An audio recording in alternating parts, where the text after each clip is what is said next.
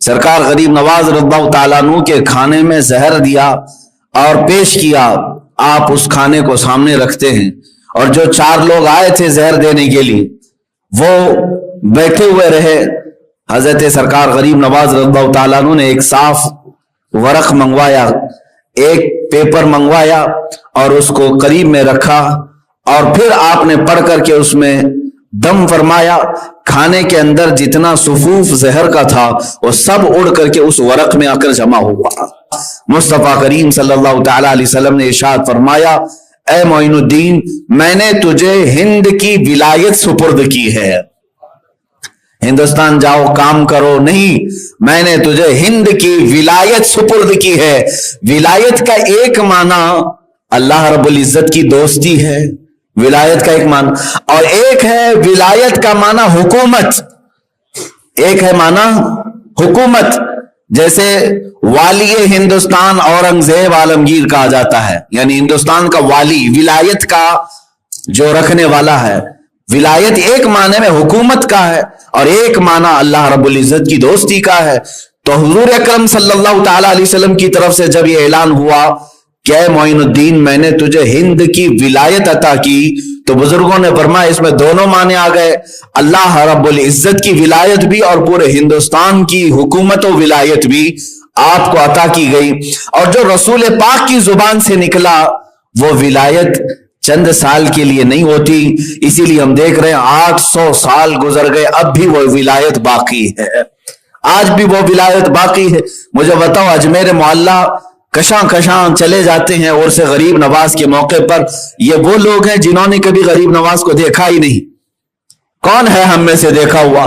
نہ قریب کے باپ دادوں نے دیکھا، پھر بھی وہ عقیدت و محبت کہ وہاں جان نچھاور کرنے کے لیے حاضر ہیں، راستہ بھر تکلیفیں اٹھا کر کے بھی اجمیر معلیٰ پہنچتے ہیں، جس طرح سے بھی چاہے ایک جم غفیر عرس غریب نواز میں حاضر ہوتا ہے۔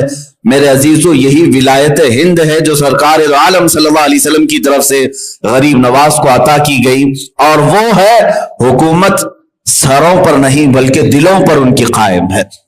میں آپ کو بتاؤں، سرکار غریب نواز رضی اللہ تعالیٰ عنہ کی کرامات، ان کی ولایت، بہت ساری چیزیں آپ نے سنی ہوں گی، لیکن ایک بات یہ بھی میں بتا دوں کہ آپ یہاں ہندوستان تشریف لائے تھے تو بڑے آسان اور شاہانہ انداز سے نہیں آئے، آپ کا استقبال یا پھر عالی شان طریقے سے آپ کو نہیں لایا گیا، بلکہ یہ تو کفرستان میں آ رہے تھے۔ آپ کو میں بتاتا ہوں، حضور اکرم صلی اللہ تعالی علیہ وسلم کی بشارت کے بعد سرکار غریب نواز نے پوچھا کہ یہ اجمیر ہے کہاں ہے؟ اجمیر کا نام لیا گیا تھا تو انہوں نے پوچھا یہ اجمیر ہے کہاں؟ حضور پاک صلی اللہ تعالی علیہ وسلم کی طرف سے آپ کو ایک جنتی انار دیا گیا تھا، اور آپ فرماتے ہیں اس انار کو آپ نے تناول فرمایا تو آپ کی نگاہوں میں پورے ہند کا نقشہ سامنے ابھر کر آیا، یہاں تک کہ فرماتے ہیں میں نے اجمیر کی پہاڑیاں اور ندیاں بھی دیکھ لیا۔ راستہ طے کرتے ہوئے جب نکلے آپ تو آپ مدینہ رسول سے پھر واپس بغداد کے راستے ہوتے ہوئے ملتان پہنچے۔ ملتان جو آج پاکستان میں، وہاں کے حالات بڑے خراب تھے، ملحد لوگ تھے، بہت سارے لوگ خدا کا ہی انکار کرتے۔ وہاں سرکار غریب نواز رضی اللہ تعالیٰ عنہ کے ساتھ کچھ لوگوں نے اس قدر سخت معاملہ کیا کہ آپ کو زہر دیا گیا، کھانے میں زہر ملا کر۔ وہاں کا جو بڑا ملحد تھا اس نے اپنے 4 لوگوں کو، وہ ایک عمل ہوتا ہے جس کو ہیپناٹزم کہا جاتا ہے، عمل تنویم، سلا کر کے جو آرڈر دیا جائے، یہ عمل اس زمانے میں بہت مشہور تھا۔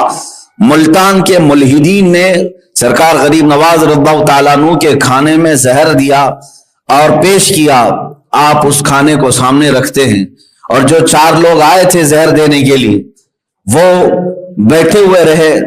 حضرت سرکار غریب نواز رضی اللہ تعالیٰ عنہ نے ایک صاف ورق منگوایا، ایک پیپر منگوایا اور اس کو قریب میں رکھا، اور پھر آپ نے پڑھ کر کے اس میں دم فرمایا۔ کھانے کے اندر جتنا صفوف زہر کا تھا وہ سب اڑ کر کے اس ورق میں آ کر جمع ہوا، اور پھر حضرت سرکار غریب نواز رضی اللہ تعالیٰ عنہ نے ان ملحدین سے کہا کہ یہ لے جاؤ، یہ زہر جس نے دیا تھا اسے واپس پہنچا دو، اللہ تبارک و تعالیٰ معین الدین کا حافظ و نگہبان ہے۔ अजीजान गिरामी वक़ार, इस रास्ते में आपको तकलीफों के इस कदर बारिशें हुई, समझ लें आप कि मशक्कतों के पहाड़ ढाए गए। इतना ही नहीं, 30 साल तक आपने क़याम फरमाया मुल्तान में, वहां तबलीग इस्लाम की खातिर। फिर वहां से लाहौर होते हुए दातागंज अली हजवीरी रज़ियल्लाहु तआला अन्हु की बारगाह में क़याम फरमाया तकरीबन 8 महीने तक। फिर वहां से दिल्ली तशरीफ लाए। ये जो आपका सफर हो रहा था, ये सफर जब शुरू हुआ, हिंदुस्तान के हालात क्या थे मैं आपको बताऊं। हिंदुस्तान में खास तौर पर अजमेर में राजा पृथ्वीराज का दौरा था। तकरीबन 52 राजे उसके अंदर में आते थे। दीगर छोटी छोटी रियासतों के सब उसे सजदे करते। उनके यहाँ सख्त तरीन फौज थी जो हर एक को शिकस्त दे देती। राजा पृथ्वीराज ने शहाबुद्दीन गौरी की 12,000 लश्कर को शिकस्त दिया था। उसे बड़ा गुरूर था, तकब्बुर था। और ये जमाना हिंद में ऐसा था कि यहाँ के हालात फारसी की किताबों में लिखे गए हैं कि उस जमाने में ऐसे हालात थे कि लोग गोबर की पूजा, पेशाब की पूजा, शर्मगाहों की पूजा, इन तमाम चीजों में तो मुलव्विस थे। और आज भी तकरीबन कुछ लोग उन कामों में मुलव्विस हैं। उस वक्त लोगों को बदअकीदा करके ऐसा बहका करके रखा गया था कि वो सिर्फ और सिर्फ चंद लोगों के पैरोकार थे। यहां तक कि शूद्र अगर किसी ब्राह्मण के सामने से गुजर जाता तो उसे आग से दाग दिया जाता, कानों में गरम तेल डाल दिया जाता। जुल्म सितम भी था यहां पर। अब उस जमाने में सरकार मोइनुद्दीन गरीब नवाज रज़ियल्लाहु तआला अन्हु हिंद तशरीफ ला रहे हैं। मेरे अजीजों, हमारी तबलीग और आज के जमाने की तबलीग और इस्लाह उनकी बारगाह के एक जर्रे तक भी नहीं पहुंच सकती, इसलिए कि हम तो मुसलमानों के बीच में जा रहे हैं, जहां लोग पहले से हमारे इस्तकबाल के लिए खड़े हैं, गए और उनके दरमियान तकरीर करके आ गए हैं। मैं समझता हूं ये कौन सा कमाल है। सरकार गरीब नवाज जिस वक्त हिंद तशरीफ लाए थे, वहां तो पूरे के पूरे आपके दुश्मन थे और कुफरिस्तान में आए थे। लेकिन एक बात मैं जो बताने जा रहा हूं वो ये है कि पृथ्वीराज की जो मां थी, उसको राजमाता कहते थे।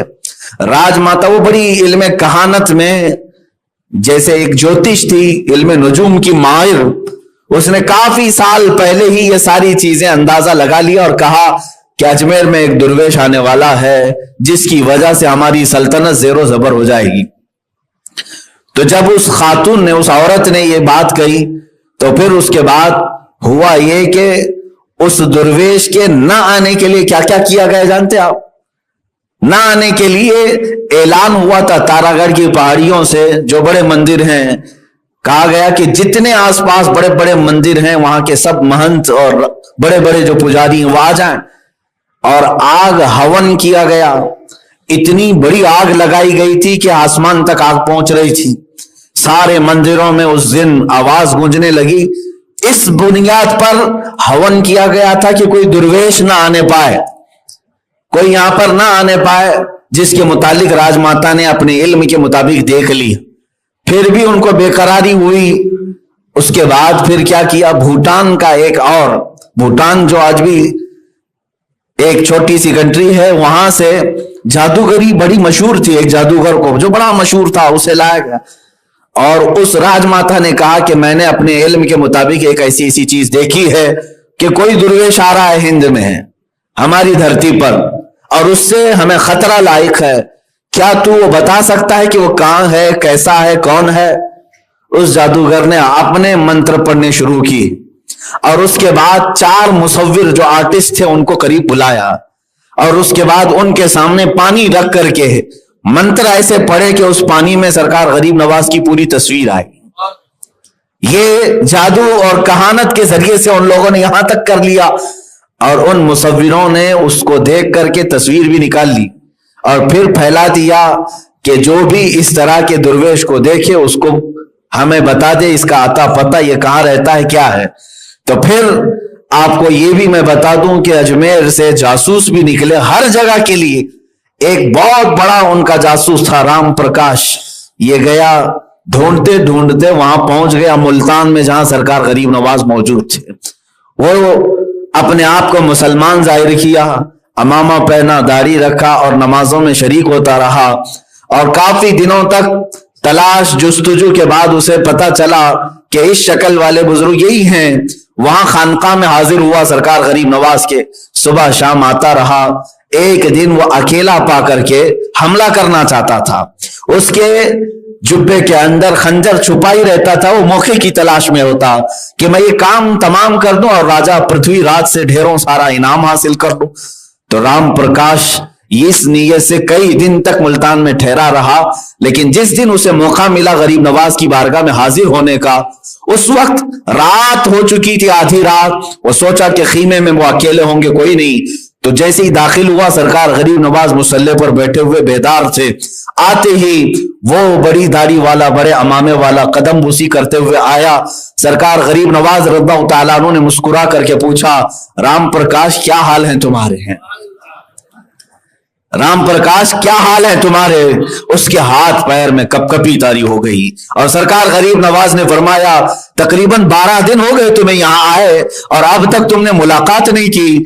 और उसके बाद जुमलों पर जुमले सरकार गरीब नवाज के जब पढ़ते रहे, आखिर में आपने फरमाया, अच्छा चलो कपकपी छोड़ दो, जिस काम के लिए आए वो काम तो पूरा कर दो, जिस काम की गरज से तुम आए थे वो काम तो पूरा कर दो। जुब्बे से उसने अपना खंजर निकाला और कदमों पर रखा और कहा, मैंने बड़ी जिंदगी जादू कहानत ज्योतिषों के साथ गुजारी, मगर ये जमाल गरीब नवाज का आज तक मैंने कभी नहीं देखा, जिसका दिल भी हसीन हो और चेहरा भी हसीन हो। सरकार गरीब नवाज रज़ियल्लाहु ताला अन्हु की कदमों पर गिरकर वो इस्लाम में दाखिल हुआ। उसके बाद आपने नाम जियाउर रहमान रखा। जियाउर रहमान और वही शख्स है जो अजमेर मोहल्ला तक लाने में सरकार गरीब नवाज का हम सफर और साथी रहा। ये मेरे मौला की हिकमतें हैं, हर दुश्मन के मुंह को मोड़ता है और अपने दीन की खिदमत पे लगाता है। इसीलिए इकबाल ने कहा था, हरम को मिल गए पासबां सनम खाने से। कभी रब तबारक व तआला अपने हरम पाक की हिफाजत उन लोगों से करता है जो हरम को ढाने की कोशिश करते हैं। सरकार गरीब नवाज रज़ियल्लाहु ताला अन्हु का वो ऐसा सिक्योरिटी गार्ड, बॉडी गार्ड बन करके पूरे सफर में रहा कि आप पर जान निछावर करता था जो जासूसी के लिए आया। और इधर अजमेर से हुआ यह था कि पृथ्वीराज ने ऐलान किया था, जितनी चौकियां हैं सरहद पर सब पर यह तस्वीर दी जाए और सख्त नाकाबंदी की जाए कि कोई दुर्वेश आने ना पाए, इस शक्ल वाला कोई अंदर आने ना पाए। तो सब जगह चौकियां लगाई गई थी। सरकार गरीब नवाज रज़ियल्लाहु ताला अन्हु जब लाहौर से निकलकर तशरीफ ला रहे थे, वो पंजाब का रास्ता था, अमृतसर का, भटिंडा, पटियाला, ये रास्ते से होते हुए आप सरकार गरीब नवाज हिंदुस्तान तशरीफ ला रहे थे। तो जियाउर रहमान ने पहले ही बताया कि सरकार हमारे दाखिले का कोई रास्ता पृथ्वीराज ने छोड़ा नहीं, हर जगह सख्त चौकियां हैं, कोई भी रास्ता अंदर दाखिल होने का नहीं है। और सरकार गरीब नवाज रज़ियल्लाहु ताला अन्हु ने फरमाया, ए जियाउर रहमान, अब तो कुफरिस्तान में नहीं, अब तो इस्लाम में है। अकीदा ये रख, रास्ते बादशाह नहीं बनाते, अल्लाह रब्बुल इज्जत बनाता है। आपने आयत करीमा पढ़ी और फरमाया, तुझे मालूम है कुरान में अल्लाह फरमाता है, जो अल्लाह का हो गया, अल्लाह से डरा, अल्लाह उसके लिए ऐसी जगह से रास्ता खोलता है जहां उसका गुमान भी नहीं होता। इस आयत करीमा को पढ़ करके आपने कंकरियां उछाली और कहा, चलो बताओ हमें कौन सी चौकी बंद है और कौन सा नाका बंद है। सरकार गरीब नवाज के साथ उस वक्त चंद फकीरों की जमात थी, आप उनके साथ तशरीफ ले आए। जिस चौकी से गुजरते थे, जियाउर रहमान कहता है, मैं कांपता था, लोग यहां पर कत्ल के दर पे थे, लेकिन हुजूर सरकार गरीब नवाज वहां से गुजरते जा रहे हैं, ना एक फौजी देखता है, ना एक सिपाही पूछता है, कोई करीब आता नहीं है। सरकार गरीब नवाज उन चौकियों के दरमियान से ही अंदर हिंदुस्तान तशरीफ लाए। उसने पूछा जियाउर रहमान ने, ये शक्ल भी वो आपकी पढ़ चुके, देख चुके, उसके बावजूद आपको रोकते क्यों नहीं है? सरकार गरीब नवाज ने फरमाया, देखता गरीब नवाज के जमाल को वो है जिसे अल्लाह दिखाना चाहे। अल्लाह जिसे दिखाना चाहे वो मोइनुद्दीन को देखे, और अल्लाह जिसकी आंखों को बंद कर दे उसे कोई मोइनुद्दीन नजर नहीं आता।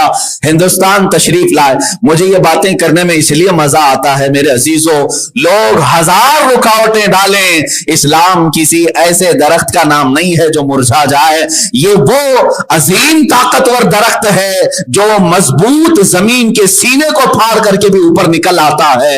या उस कुव्वत वाले पानी का नाम है है जिस पानी का रास्ता कोई पत्थर और चट्टान भी नहीं रोक सकती। इस्लाम तेरी नब्ज में, बल्कि शायर ने जो कहा इस्लाम की फितरत में कुदरत ने वो लचक दी है, जितना ही दबाओगे उतना ही वो उभरेगा। सरकार गरीब नवाज रज़ियल्लाहु ताला अन्हु तशरीफ लाए और दिल्ली आए। दिल्ली पहुंचते ही कोहराम मच गया, सब जगह हलचल हो गई कि वो दुर्वेश आ गया जिसकी लोगों को तलाश थी, लेकिन हिम्मत किसी की नहीं हुई। सरकार गरीब नवाज रज़ियल्लाहु ताला अन्हु जब तशरीफ लाए तो जो गुरबा और मसाकीन थे वो सब टूटे हुए आ जाते थे, इसलिए कि जुमलों में बला की तासीर थी।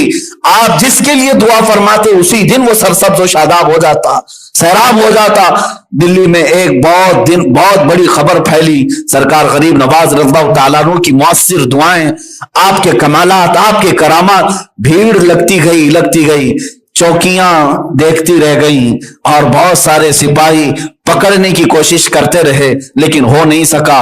यहां तक कि मेरे अजीजों, अब हालात ऐसे भी आए कि सरकार गरीब नवाज रज़ियल्लाहु ताला अन्हु ने फरमाया कि अब हमें अजमेर का सफर करना है।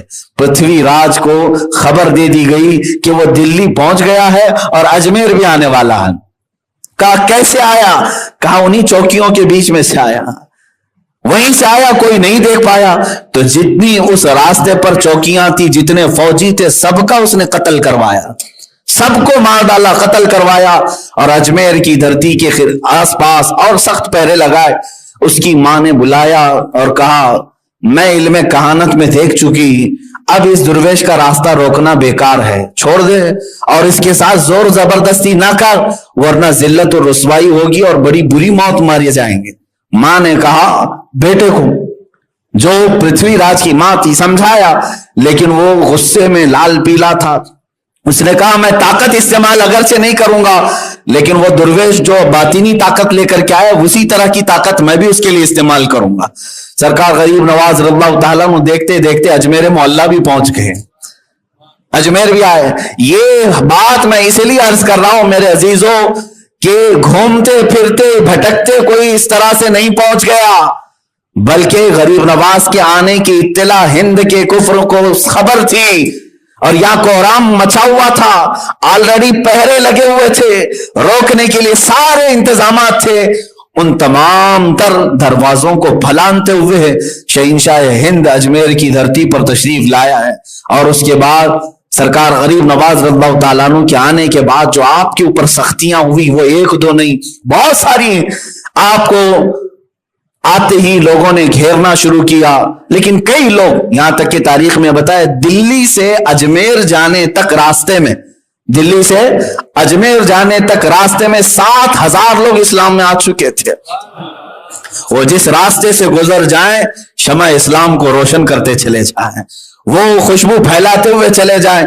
जब आप अजमेर मोहल्ला में आए तो आप जहां बैठे वहां से उठाया गया, ये कह करके कि राजा के ऊंट बैठते हैं यहां पर, उठ जाओ।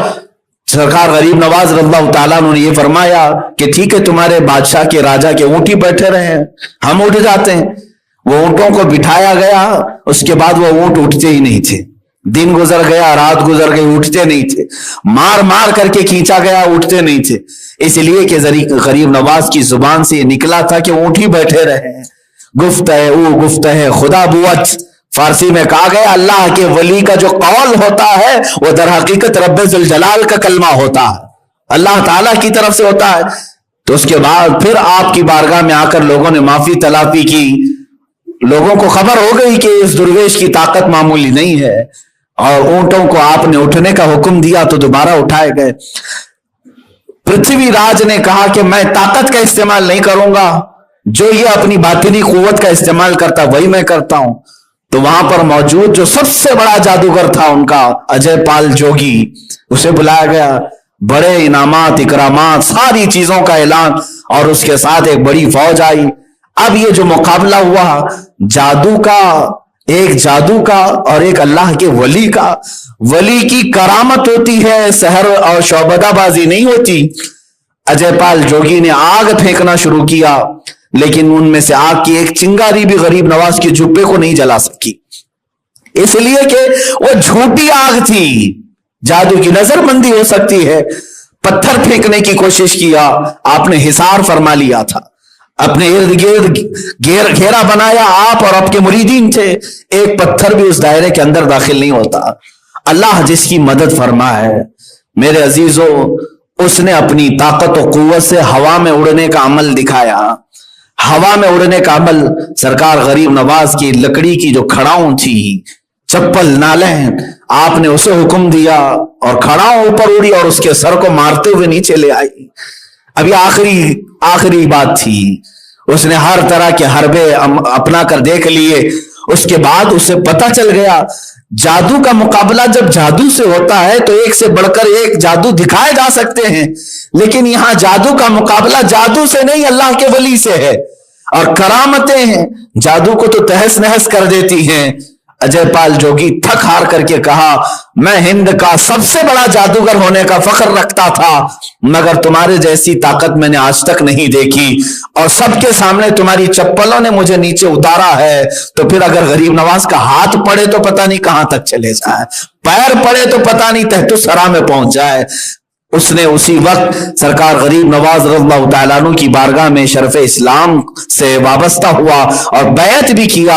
आपने उसका नाम अब्दुल्लाह भी रखा। सरकार गरीब नवाज रज़ियल्लाहु तआला अन्हु के मुकाबिल में जो जो आए और वो सब दायरे इस्लाम में दाखिल होते रहे। इन तमाम वाक़या से मुझे एक बात समझ में आती है, अताए रसूल का लक़ब बिल्कुल परफेक्ट है सरकार गरीब नवाज की शान के लिए, इसलिए कि मेरे आका सल्लल्लाहु तआला अलैहि वसल्लम की आल में से भी हैं, औलाद में से भी हैं और आलिम होने के एतबार से नायब रसूल भी हैं।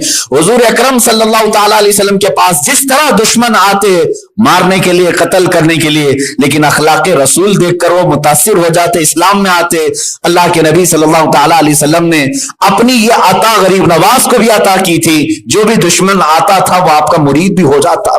यहां तक कि औरतें भी आई बहकाने के लिए गरीब नवाज रज़ियल्लाहु तआला अन्हु की बारगाह में, कई कई दिन तक आती रही। सरकार गरीब नवाज रज़ियल्लाहु तआला अन्हु ने उन्हें भी इस्लाम में दाखिल किया। सब वहां के अना सागर का पानी बंद किया गया, रास्ते रोके गए। ये सारी तकलीफें जो मैंने अर्ज किया इस्लाम की शौकत को रोकने के लिए, इस्लाम की बढ़ती हुई तवानाई और कुव्वत को रोकने के लिए।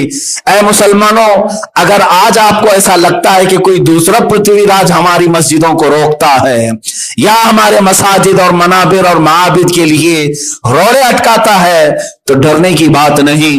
जो गरीब नवाज की कौम हिंद में आबाद है, इंशाअल्लाह अज़ीज, जैसे अजमेर मोहल्ला में मेरे मौला ने मदद फरमाई थी, हिंद के गरीब नवाज के मुरीदीन की आज भी मौला वैसी मदद नाजिल फरमाएगा। शर्त यह है कि ये हिंदी मुसलमान सरकार गरीब नवाज के मिशन पर तो आ जाएं, आप अपने मिशन पर आ जाएं, आप अपनी तवानाई और कुव्वत यहां पर दुनिया हासिल करने के लिए, अय्याशी के लिए ना लगाओ। ऐ जवानों, ऐ नौजवानों, तुम्हें तो एक कोई हुस्न वाली परी दिखा दी जाए, ईमान खराब हो जाए, लोग दौलत दिखा दें तो तुम अपना सारा मनसब छोड़कर उधर चले जाओ।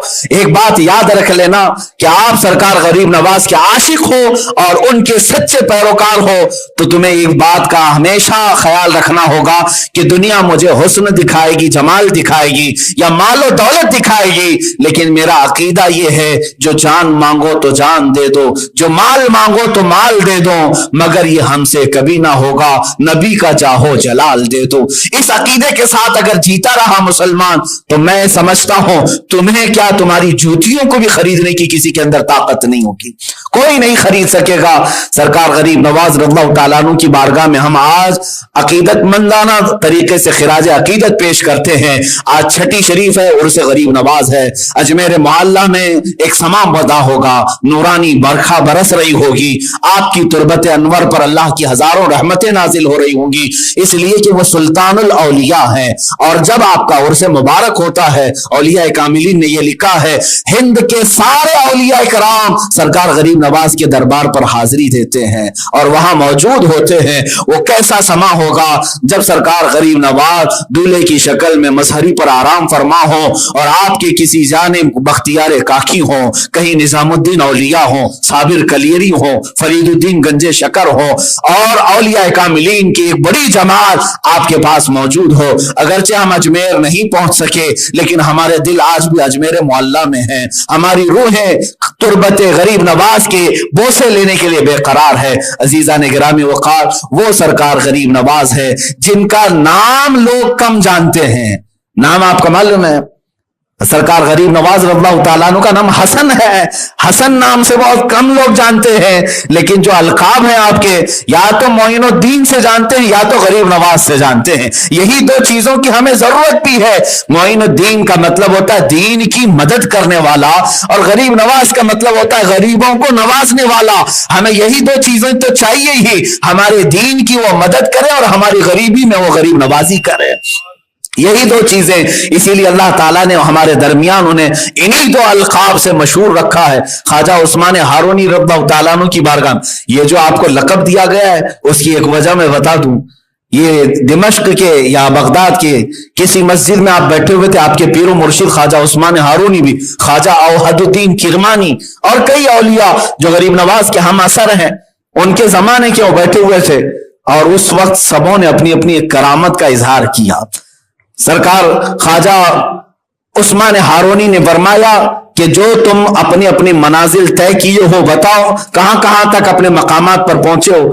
ایک بزرگ نے اپنے مصلے کے نیچے سے ہاتھ ڈال کر سونے کے سکے نکالے اور پیش کیا کہ میں جب کبھی اپنے مصلے کے نیچے ہاتھ ڈالوں اللہ تعالیٰ مجھے سونے اور جواہرات عطا فرماتا ہے۔ اس میں خواجہ اوحد الدین کرمانی تھے، وہ اپنا جو عصا رکھتے تھے، عصے کو انہوں نے یوں مارا تو پورا عصا جواہرات کا یعنی چاندی کا بن گیا، اور اس پر قسم قسم کے جواہرات تھے۔ اور ایک بزرگ نے مصلے کو کہا کہ اوپر اٹھ جا، تو بغیر کسی سہارے کے وہ ہوا میں موجود تھا۔ اسی اثنا میں سرکار غریب نواز خاموش بیٹھے تھے۔ خواجہ عثمان ہارونی نے فرمایا معین الدین تم بھی اپنی کچھ چیزیں بتاؤ۔ تو بڑے اصرار کے بعد آپ نے اپنے جبے میں ہاتھ ڈالا اور گرم گرم دو روٹیاں نکال کر رکھ دیں، پکی ہوئی دو روٹیاں تھی۔ تو دوسرے اولیاء کاملین نے اپنے بڑے بڑے جو کرامات دکھائے، کسی نے سونے، جواہرات، چاندی اور بہت ساری چیزیں، اس میں روٹیوں کی کیا قیمت؟ تو سب وہاں رکھے ہوئے تھے، سونے، جواہرات، چاندیاں، اس میں دو روٹیاں بھی رکھی ہوئی تھی۔ خواجہ عثمان ہارونی دیکھ کر مسکرا رہے تھے۔ اسی اثنا میں ان درویشوں کے درمیان ایک فقیر آیا اور کہا اے اللہ والوں کی مجلس، اے اللہ والوں، تمہارے گھر سے اور تمہارے دربار سے کوئی منگتا مایوس نہیں جاتا، بڑا بھوکا ہوں، بہت دیر کا بھوکا ہوں، مجھے تم لوگ کچھ کھلا دو۔ اس فقیر کو بلایا، خواجہ عثمان ہارونی نے اس سے وہ سونے کے سکے سب دے دیے، کہا لے کھا لے۔ اس نے کہا مجھے بھوک لگی ہے، بھوک لگی ہے، چاندی دے دیا، اس کو کھا لے پیٹ بھر جائے گا۔ اس نے کہا نہیں، وہ جو آپ کے سامنے دو روٹیاں رکھی ہیں وہ مجھے چاہیے۔ خواجہ عثمان ہارونی نے وہ روٹیاں اٹھائی اور دی، اور سارے اولیاء جو بیٹھے تھے ان سے کہا تم سبوں نے اپنی اپنی کرامات دکھائی اپنی جگہ پر، لیکن میرا معین الدین وہ دکھایا جو غریبوں کی ضرورت ہے، جو امت مصطفیٰ کی ضرورت ہے۔ سرکار غریب نواز رضی اللہ تعالیٰ عنہ کو غریب نواز اس دن سے کہا جانے لگا، بلکہ اور بھی دیگر وجہ تسمیہ کے واقعات بیان کیے جاتے ہیں۔ آج ہم سب کی عقیدت اجمیر معلیٰ سے وابستہ ہے۔ اے مسلمانوں، آخری میں آپ سب کو یہ نصیحت کرنا چاہوں گا، اب ہندوستان کا ماحول خراب کرنے کی کوششیں کی جا رہی ہیں، کچھ لوگ زہر اگل رہے ہیں، کچھ سادھو سنت پنڈت جنہوں نے سرکار غریب نواز کی شان میں گستاخیاں کی، میں ان کی سخت ترین مذمت کرتا ہوں اور انتظار کرتا ہوں چند دنوں کے بعد تمہارا بھی وہی حال ہوگا جو پرتھوی راج کا ہوا تھا، یا تو پھر انتظار کرو کہ کوئی کھڑاؤں آئے جو تمہارے سروں پر بھی پڑے۔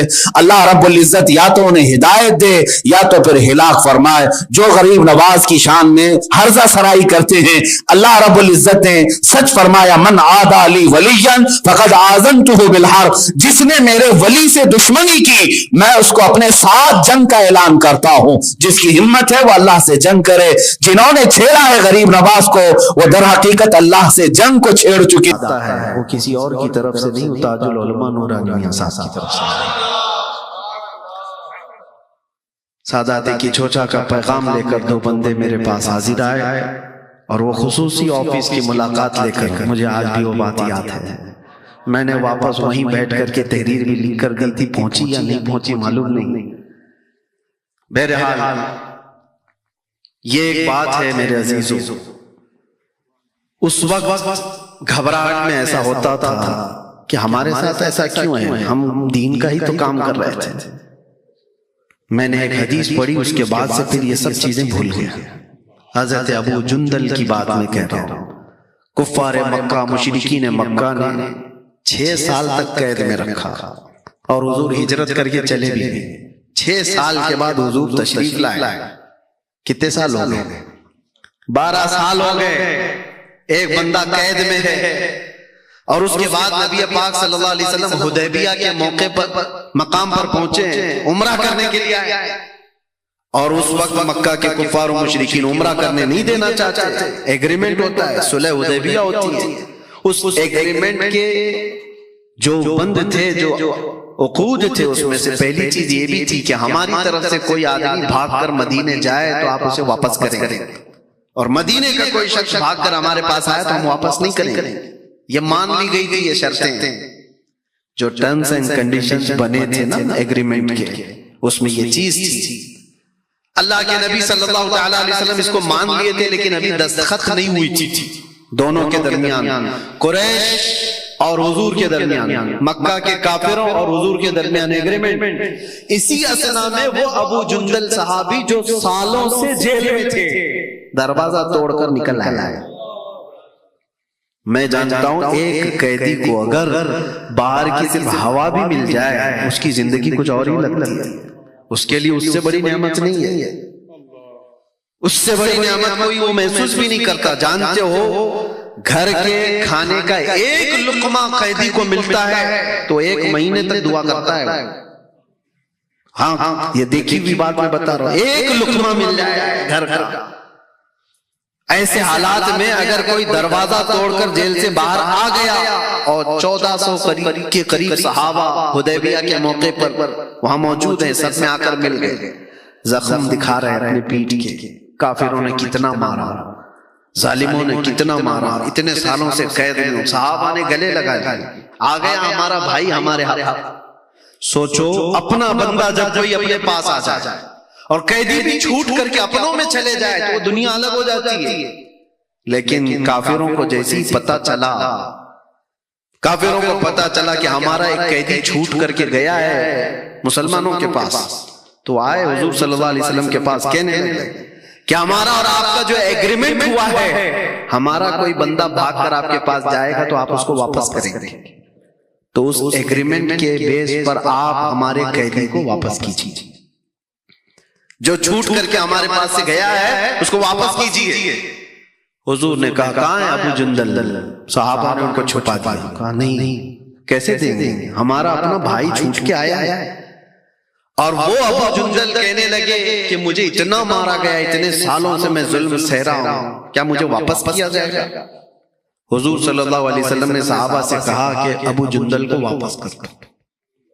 یہ کیسی بات تھی میرے عزیزو، ظاہراً کسی کو لگے گا یہ کیسا انصاف ہے، لیکن وہ رحمت للعالمین ہے، وہ رحمت للعالمین ہے، کوئی کام رحمت کے بغیر تو نہیں کر سکتے۔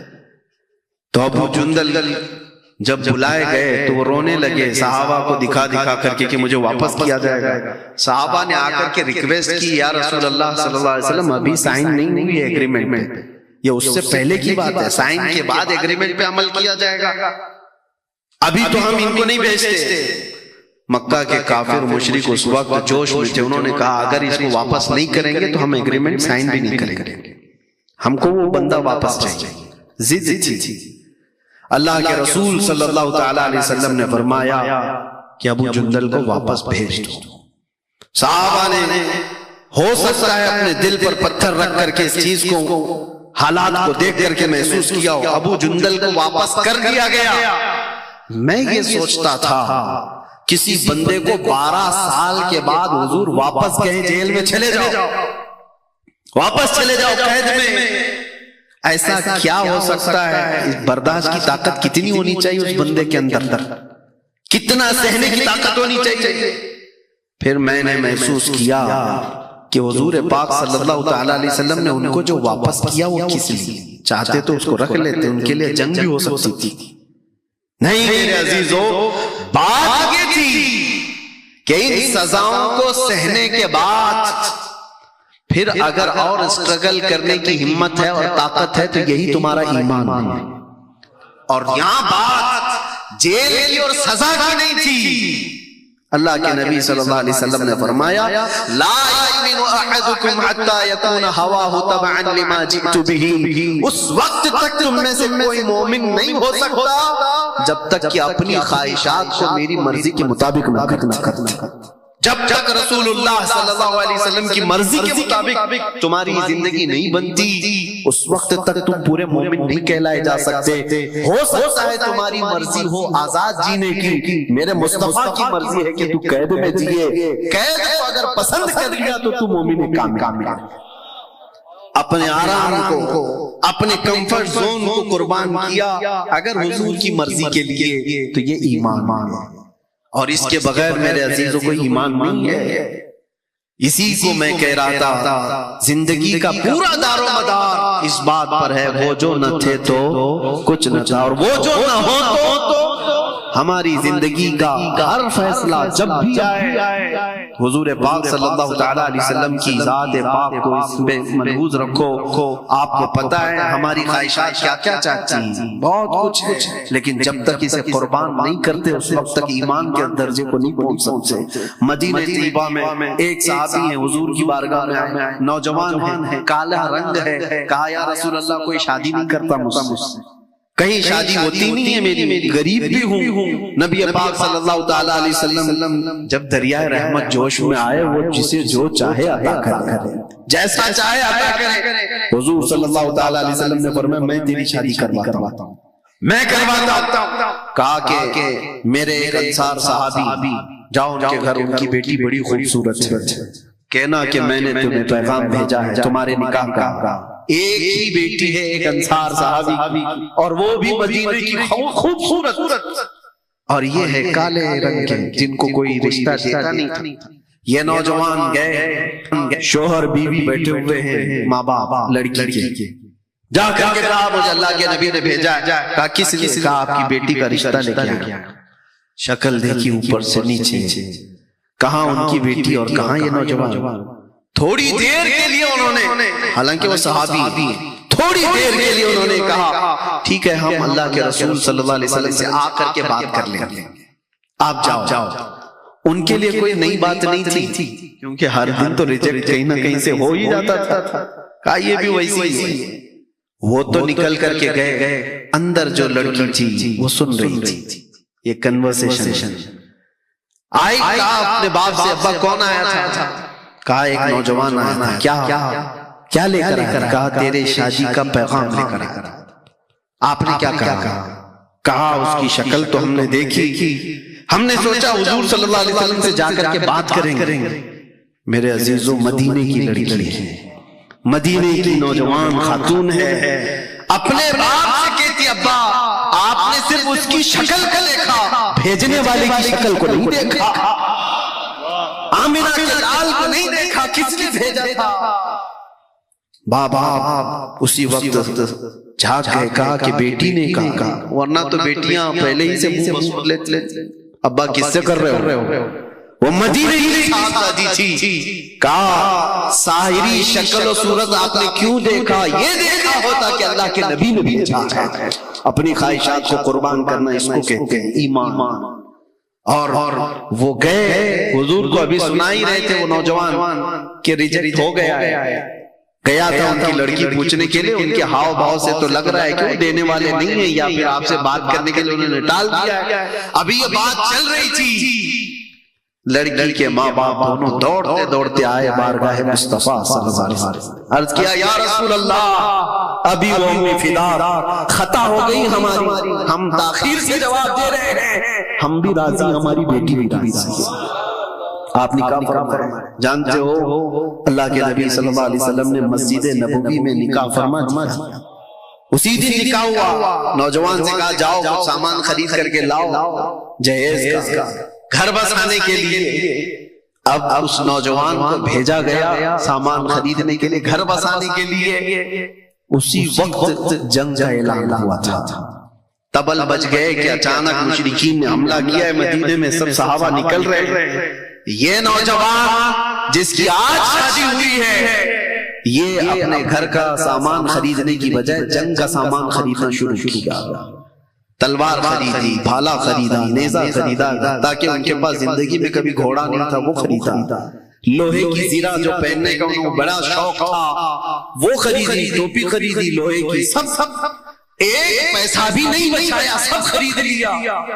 کوئی ان سے کہتا کہ آج جنگ ہو رہی ہے، تھوڑا سا جنگ کا سامان خرید لیتے اور باقی شادی کے لیے رکھ لیتے، نہیں، یہ وہ لوگ ہیں جن کے لیے قرآن کہتا ہے من المؤمنین رجال صدقوا ما عاهدوا اللہ علیہ، یہ وہ لوگ ہیں سارا سامان جنگ کا خریدا، میدان جنگ میں پہنچ بھی گئے، جنگ چل رہی ہے گھمسان کی، اللہ کے رسول صلی اللہ علیہ وسلم دور بیٹھے منظر دیکھ رہے تھے، اپنے کچھ صحابہ کو بلایا اور کہا کہ ایک نوجوان بڑی بہادری سے لڑتا ہوا نظر آ رہا ہے، کون ہے یہ؟ صحابہ اس کے پیچھے لگ گئے، دیکھ کر کہا کہ یا رسول اللہ یہ مدینے کا نہیں لگتا، ہم میں سے تو کوئی ہے نہیں، ہم اس کو نہیں پہچانتے، کوئی اور ہوگا۔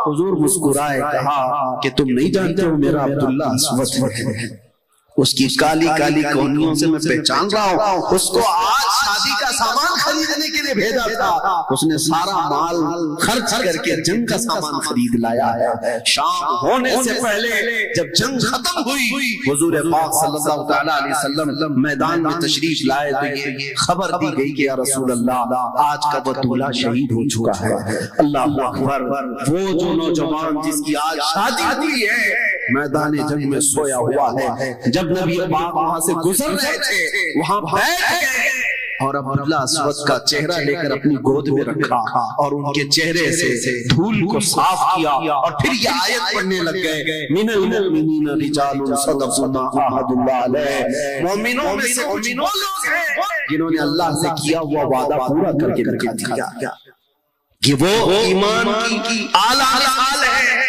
اپنی زندگی کچھ نہیں ہے، حضور کی وفا سب کچھ، اس پر سب کو آپ آدھارت رکھو۔ ایک صحابی انس بن نزیر، ہمارے سارے رشتے میرے عزیزوں، ایک بات یاد رکھنا، میں نے جملہ شروع کیا تھا کہاں سے، وہ جو نہ ہو تو، سارے رشتوں میں اس بات کو یاد رکھنا، وہ جو نہ ہو تو وہ ماں بھی کچھ نہیں لگتی، باپ بھی کچھ نہیں لگتا، بیٹا بھی کچھ نہیں لگتا، اگر رشتہ حضور سے نہ ہو، اگر حضور پاک صلی اللہ تعالی علیہ وسلم کی نسبت سلامت نہیں تو پھر کوئی رشتہ ہی نہیں ہے۔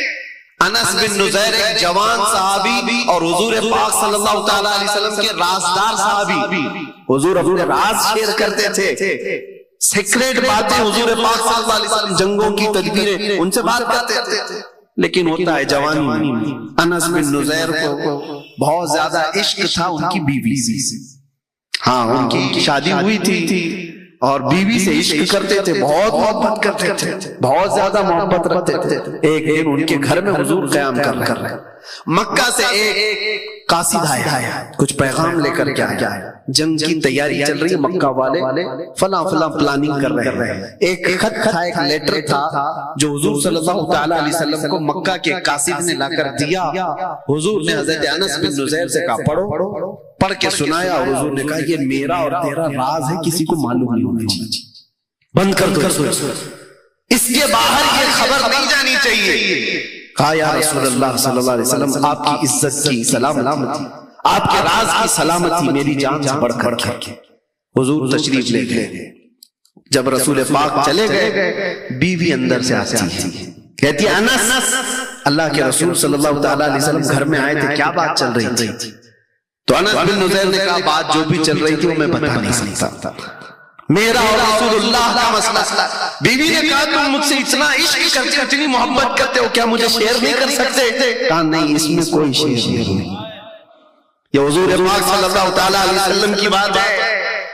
تو بیوی نے ہنس کر کے کہا نہیں بتاؤ تو نہیں بتاؤ، میں نے سن لیا ہے پوری بات، دیوار کے پیچھے سے میں نے سن لیا ہے، مکہ کا قاصد آیا ہے، جنگ کی پلاننگ اس میں لکھی ہوئی ہے، لیٹر آپ نے پڑھ کے سنا ہے، میں سن لیا۔ اتنا سننا تھا، انس بن نزیر کھڑے ہو گئے اور سیدھے اپنی بیوی کا گلا پکڑ لیا، سیدھے گلا پکڑ لیا، کہا اس وقت تک نہیں چھوڑوں گا جب تک میرے مصطفیٰ نہ کہتے۔ گلا پکڑ کر گردن پکڑ کر لے کے چلے حضور پاک صلی اللہ علیہ وسلم کے پاس۔ نبی پاک صلی اللہ تعالی علیہ وسلم نے دیکھا کیا ہوا، اپنی اس سب سے زیادہ محبت کرنے والی بیوی کو پکڑ کر کے لائے. حضور نے پوچھا کیا ہوا؟ کہا یا رسول اللہ اس لیے لے کر کے آیا، آپ کا حکم تھا کہ میرا راز کسی پر افشا نہ کرے. میں نے کوئی افشا نہیں کیا، لیکن غلطی سے اس نے سن لیا ہے دیوار کے پیچھے سے. اگر آپ کا حکم ہو تو گلا دبا دو اور راز ختم ہو جائے. یہ جو انفارمیشن لیک ہو رہی ہے بند ہو جائے گی، ختم ہو جائے گا اگر آپ کا حکم ہو. حضور پاک مسکرائے، کہا نہیں انس، جیسے تم میرے صحابی ہو تمہاری بیوی بھی میری صحابیہ ہے، وہ بھی راز کی حفاظت کرے گی، چھوڑ دو. اور انہوں نے ہاتھ چھوڑ دیا اور پھر مسکرا کر اپنی بیوی سے ملتے ہیں. جیسے پہلے عشق تھا ویسے ہی عشق ہے، لیکن جب بات نبی پاک کی آئے تو پھر کوئی رشتہ ہی نہیں ہے. وہ جو نہ تھے تو کچھ نہ تھا، وہ جو نہ ہو تو سارے رشتوں کا اسی بات پر اثر آپ کو دیکھنے کو ملے تو وہ ایمان ہے، وہ ایمان ہے. اور اگر آپ دوسرے رشتوں کو اہمیت دیتے ہو، دوسری باتوں کو اہمیت دیتے ہو، جیسے کہ امام غزالی نے جو فرمایا مردہ ہیں یا لوگ زندہ ہیں، یہ دیکھنا ہو تو ان کے سامنے اپنے نبی کی بات کر کے دیکھو. اگر ان کے چہرے کھل جاتے ہیں تو کرنٹ لگا ہوا ہے اور زندگی ہے ان کے اندر. اور اگر کوئی حرکت ہی نہیں ہوتی تو جیسے میں نے کہا مردے کو 1000 واٹ کا کرنٹ بھی لگاؤ حرکت نہیں ہوگی، ہو سکتا ہے اور کالا ہو جائے، جل کے اور کالا ہو جائے. حضور پاک کی محبت کی بات زندوں میں کی جائے تو حرکت آتی ہے. اسی لیے نعرے ہمارے یہاں لگتے ہیں زیادہ، حرکت ہماری یہاں زیادہ ہوتی ہے. کیوں؟ یہ زندگی کی علامت ہے، اور اللہ کرے کہ یہ زندگی ہمیشہ سلامت رہے. میرے عزیزو یہ اگر چھوٹ گئی تو کچھ بھی نہیں ہے، کچھ بھی نہیں ہے. اسی جملے پر میں گفتگو ختم کروں گا، زیادہ بزرگوں کا وقت میں نہیں لوں گا. بس وہ جو نہ ہو تو سو تو نہیں رہے آپ لوگ، ابھی اصل زندگی آپ کو دیکھنی ہے، باقی ہے. میں جگانے آیا ہوں تھوڑی دیر کے لیے، میں فیلڈ بنا دوں تاکہ اس میں اچھے بیج بوئے جائیں اور اچھی فصل بھی آپ کو دیکھنے ملے. آپ اس بات کو پھر سے دوہرائیں، وہ جو نہ ہو تو زندگی میں بھی وہ جو نہ ہو تو، ہماری مسجدوں میں بھی وہ جو نہ ہو تو، اذانوں میں بھی وہ جو نہ ہو تو، نمازوں میں بھی وہ جو نہ ہو تو، ارے قبر میں بھی وہ جو نہ ہو تو، حشر میں بھی وہ جو نہ ہو تو کہیں کام نہیں چلنے والا ہے. وہ جو نہ ہو تو کچھ نہ ہو. قبر میں بھی یہی حال ہے. اسی لیے سیدنا عمر ابن خطاب حضور کے ساتھ بیٹھے ہیں. رسول پاک صلی اللہ تعالی علیہ وسلم قبر کے حالات بتا رہے ہیں کہ جب مردے کو دفن کر دیا جائے گا، فرماتے میرے آقا یاتیانی ملکانی عینانی ازرقانی، 2 فرشتے آئیں گے ایسے جن کی نیلی آنکھیں ہوں گے، کالا چہرہ ہوگا، جھنجھوڑ کر اٹھائیں گے، پوچھیں گے تیرا رب کون ہے، تیرا دین کیا ہے. یہ سوالات اس کے لیے اتنے سخت ہو جائیں گے کہ بہت سارے لوگ جواب جلدی دے نہیں پائیں گے. یہ قبر کے حالات حضور بیان کر رہے تھے. توجہ حضرت عمر سے حضور نے پوچھا، عمر تمہاری قبر میں جب یہ فرشتے آئے تب کیا کہو گے؟ توجہ ہے، تمہاری قبر میں جب فرشتے آئیں گے تب کیا کہو گے؟ وہ فرشتے ایسے نہیں ہیں کہ رشوت لے کر کسی کو چھوڑ دیں یا کسی کا کوئی تعلق بتا کر کے وہ چھوڑ دیں گے، وہ اپنی ڈیوٹی پوری کر رہے ہوں. فرشتوں کا درد تو رہے گا ہی سب. عمر تم کیا جواب دو گے؟ تو حضرت عمر نے کیا کہا جانتے ہو؟ حضرت عمر حضور سے پوچھتے ہیں یا رسول اللہ صلی اللہ علیہ وسلم، پہلے آپ مجھے یہ بتا دیں آج جو میں آپ سے محبت کرتا ہوں کیا یہ محبت مرنے کے بعد قبر میں بھی باقی رہے گی؟ حضور نے فرمایا دنیا والوں کی محبت ختم ہو جائے گی، مجھ سے جو محبت کرتا ہے وہ حشر تک باقی رہے گی، قبر میں بھی باقی رہے گی، حشر میں بھی باقی رہے گی. تب حضرت عمر فاروق جھومنے لگ گئے اور کہا یا رسول اللہ اگر یہ محبت باقی رہے گی تو قبر میں جو بھی ہوگا میں نپٹ لوں گا، جو بھی ہوگا میں نپٹ لوں گا. کیوں یا رسول اللہ؟ صحابہ کا یہ نعرہ تھا کل مصیبت بعدک جلل یا رسول اللہ، اے اللہ کے رسول اگر آپ ہمارے ساتھ ہیں تو پھر ہر مصیبت چھوٹی ہے، ہر مصیبت ہلکی ہے. آپ اندازہ کرو یہ دولت اگر تمہارے ساتھ ہے تو یہاں پر بھی آرام سے جی پاؤ، قبر میں بھی جی پاؤ، قبر میں بھی سکون سے رہ پاؤ، اور حشر کی بات تو حشر کی ہے، عرش حق ہے مسند رفعت رسول اللہ کی، دیکھنی ہے حشر میں عزت رسول اللہ کی۔ آپ اللہ کے نبی صلی اللہ تعالیٰ علیہ وسلم سے بے حد محبت کرتے ہیں، دنیا میں جب محبت کرتے تھے تو اسی لیے قیامت کے دن بھی بے فکر وہ رہے گا بندہ۔ یہ ایک بات یہ بھی بتا دوں، وہ جو نہ ہو تو سمجھ میں آ رہی ہے بات، وہ جو نہ ہو تو آپ کو پتہ ہے قبر میں جو سوالات ہوتے ہیں، یہاں تو مجھے آج پہلی بار یہ اتفاق ہے، نقطہ دان نقطہ رساں ایسے خطیب کے سامنے، جہاں پتہ نہیں ہماری آنکھیں کھولنے سے پہلے ان کی زبان بہت کھلی ہوئی تھی، زندگی میں ہماری آنکھیں بھی نہیں کھلی تھی جب آپ کی زبان کھلی ہوئی تھی، اور پوری امت کو بیدار کر رہے، جگا رہے تھے۔ میں چھوٹی سی بات آپ کے سامنے عرض کر رہا ہوں، قبر میں 3 سوالات ہوتے ہیں، پتہ ہے آپ کو، اور یہ آلریڈی لیک ہے، صاحب پتا ہے کسی کو۔ کوئی امتحان ایسا بھی ہوتا ہے جس کے کوشچن پہلے سے لیک ہو گئے، پہلے سے لیک ہے، اس کے باوجود بھی لوگوں کو پریشانی ہو سکتی ہے وہاں، تو یہ مت سمجھنا کہ رٹا مار کے جاؤں گا قبر میں جلدی بول لوں گا۔ بہت سارے تو وہ ہوں گے، قرآن میں رب تبارک و تعالیٰ نے ارشاد فرمایا نسوا اللہ فانساہم انفسہم، جو لوگ اللہ کو بھول گئے تھے اللہ ان کو اپنا آپ بھی بھلا دے گا، وہ اپنے آپ نہیں پہچان پائیں گے میں کون ہوں، اپنا نام بھی بھول جائیں گے لوگ، جو لوگ اللہ کو بھولے ہوئے تھے۔ سوالات کیا ہیں پتا ہے نا؟ من ربک، تمہارا رب، جواب دے سکتے ہیں تمہارا رب کون؟ سوال کیا ہے وہ مجھے بتائیے، میں جواب نہیں پوچھ رہا ہوں، کیا سوال کرنے والے فرشتے تمہارا رب کون تھا پوچھیں گے یا کون ہے؟ پھر سے بولیے، تمہارا رب، ہاں قبر میں یہی پوچھیں گے تمہارا رب کون ہے۔ اور دوسرا سوال ہے ما دینک، تمہارا دین کیا، یہ نہیں پوچھتے تمہارا دین کیا تھا، کیا پوچھا جا رہا ہے تمہارا رب کون ہے اور تمہارا دین کیا ہے۔ یہ 2 سوال تو ٹھیک ہے، قبر میں ہر ایک سے ہی پوچھا جا رہا ہے۔ تیسرا سوال ڈیفرنٹ، ما کنت تقول فی حق ھذا الرجل، حضور کو دکھا کر کے پوچھیں گے ان کے بارے میں کیا کہتا تھا، یہ نہیں اب کیا کہتا ہے۔ ارے پہلے جیسے 2 سوالات تھے، تیرا رب کون ہے، تیرا دین کیا ہے، اور یہ کون ہے، اتنا ہی پوچھ لیتا، فرشتے اتنا پوچھ لیتے حضور کو دکھا کر یہ کون ہے۔ ارے وہاں اچھے بڑے بڑے رمضان بھی مان لیں گے وہ جنجل کو دیکھ کر، لیکن فرشتوں کو اس سے مطلب نہیں، آپ کیا کہتا ہے اس سے مطلب نہیں ہے، یہ بتا پہلے کیا کہتا تھا، زندگی میں کیا کہتا تھا وہ مطلب ہے۔ اسی لیے حضور پاک صلی اللہ تعالیٰ علیہ وسلم کو دیکھ کر اس وقت سب کو پہچان لیں گے یہ کون ہے، لیکن فرشتوں کو اس جواب سے مطلب نہیں۔ اگر اس وقت فرشتے یہ پوچھتے یہ کون ہے تو جواب دیتا یہ اللہ کے رسول ہیں، نہیں، فرشتے کہتے بتا تو دنیا میں کیا کہتا تھا ان کے بارے میں۔